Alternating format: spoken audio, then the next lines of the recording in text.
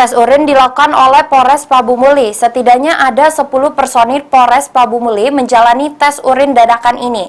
Dan hasilnya seluruh personil yang menjalani tes urin dinyatakan negatif narkoba. Pemeriksaan urin dadakan dilakukan guna penegakan kedisiplinan seluruh anggota Polres Pabumuli. Hal ini juga sebagai pencegahan adanya anggota yang menyalahgunakan narkotika. Kasat Res Narkoba AKP Heri yang memimpin pelaksanaan tes urin mengatakan pihaknya baru melakukan tes urin terhadap 10 personel yang pernah terindikasi narkoba pada tahun lalu. Dari hasil pemeriksaan, seluruh anggota tersebut dinyatakan negatif dari penggunaan obat-obat terlarang.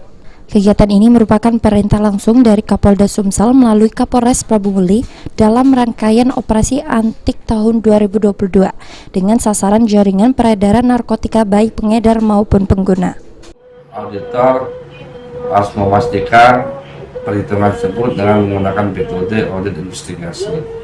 Alhamdulillah kemarin kita sudah berkoordinasi, hasil audit tersebut sudah bisa kami terima dan dikeluarkan oleh provinsi yang menyebutkan kerugian keuangan negara terkait pengadaan baju lansia dinas kesehatan tahun 2021. Saya dapat informasi dari penyidik sekitar 470 jutaan.